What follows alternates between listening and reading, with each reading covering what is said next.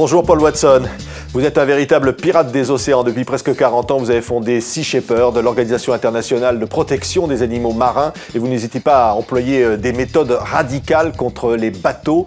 Vous dites ce n'est pas de la violence, c'est de la non-violence. Vous êtes aujourd'hui sur la liste rouge d'Interpol, vous êtes réfugié écologiste en France, et à un mois de la COP21, vous espérez quoi finalement de la conférence climat ?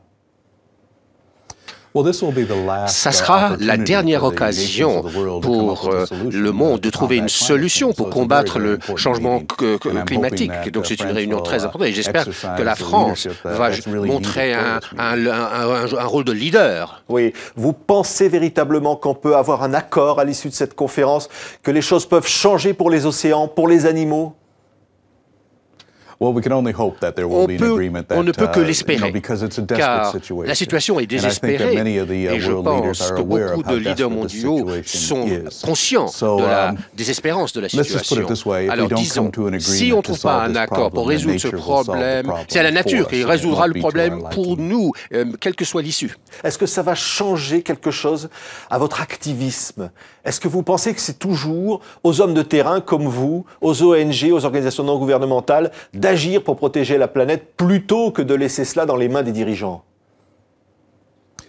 Les ONG vont jouer un rôle très actif. Il y aura deux réunions. Il y aura la réunion gouvernementale et une des réunions avec les ONG. Ce sera l'occasion pour les ONG de discuter de stratégie, qu'est-ce qu'on peut faire, comment prendre, comment agir.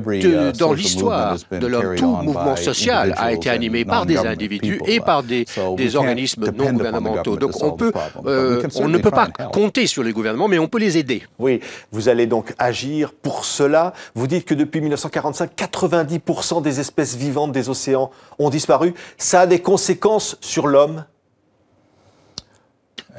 Tout à fait. 90% des poissons, des espèces de poissons et 40% de la phytoplancton a disparu et c'est ça qui fournit la plupart de l'oxygène que nous respirons et ça capte le CO2. Donc c'est le phytoplancton qui est l'espèce de plus importante. Il y a une solution qui existe. Il faut qu'on redonne vie aux baleines. Ça peut paraître un peu bizarre, mais chaque jour, une baleine qui dépose 3 tonnes de déchets naturels.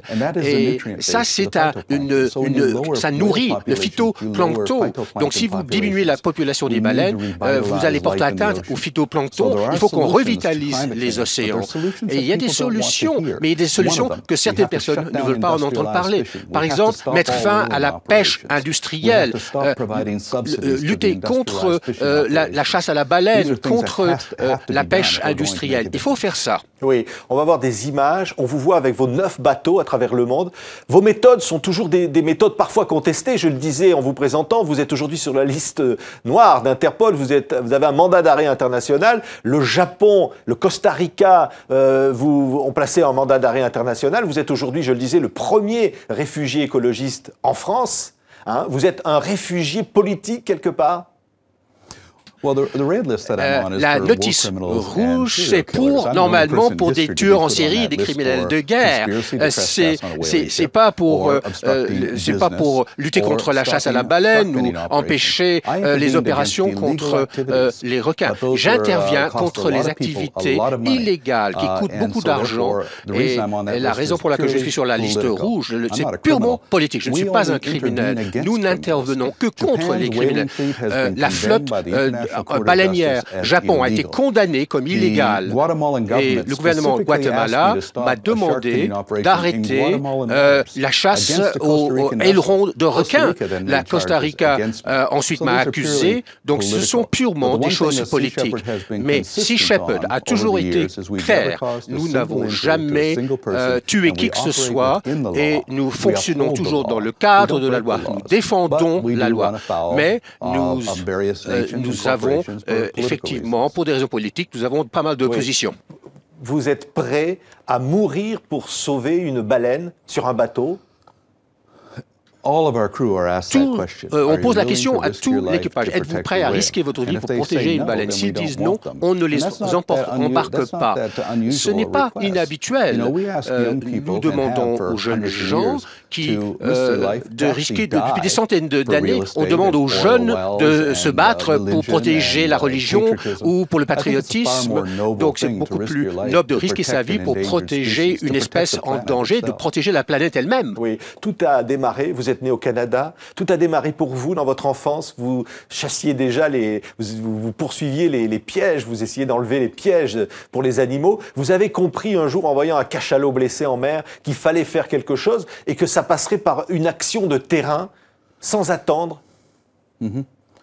Oui, et ce que nous faisons, c'est efficace ce que nous faisons. Nous avons sauvé des requins, des dauphins, des baleines, nous sauvons des vies et nous le faisons sans faire de mal à qui que ce soit. On coûte beaucoup d'argent aux grandes entreprises qui perdent des bénéfices, mais ce que nous faisons n'est pas radical. Nous sommes très conservateurs, nous conservons, notre obsession c'est la conservation.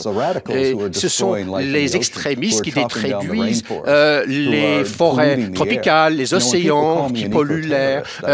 Quand les gens m'appellent écoterroriste, mais non, je ne travaille pas pour Monsanto, je ne suis pas un écoterroriste, j'essaie de protéger le monde, pas le détruire. En 1977, avec Brigitte Bardot, évidemment, ce sont des images inoubliables avec la défense des phoques. Depuis toujours, vous êtes l'ami de Brigitte Bardot qui dit que vous devriez être décoré aujourd'hui, vous devriez être considéré comme un héros. Vous avez le sentiment, finalement, que votre combat n'a pas l'écho qu'il devrait avoir auprès des autorités? Ça commence à avoir un impact sur les autorités. John Kerry, le secrétaire d'État américain, a dit des choses très favorables contre le braconnage de certaines poissons. Nous avons, pendant 110 jours, lutté contre la pêche illégale. On commence à avoir un impact. En ce qui concerne Brigitte Bardot, nous avons découvert il y a longtemps ensemble, elle attire les médias. Elle peut transmettre un message à travers les médias. Du fait, grâce à elle, on a accès à des gens connus, à des gens célèbres, qui sont des voix qui transmettent efficacement notre message. Oui. Aujourd'hui, Paul Watson, votre combat, c'est toujours d'être un pirate des mers, parce que c'est l'intérêt économique qui prime. Absolument vrai. Nous avons une flotte de 9 vaisseaux. Nous nous battons contre la chasse à la baleine illégale, le dumping, la pollution illégale. Et c'est une approche interventionniste. Et ce que nous faisons, nous avons le droit international. Toutes les lois existent. On manque la volonté politique et économique pour mettre en œuvre, pour respecter ces lois.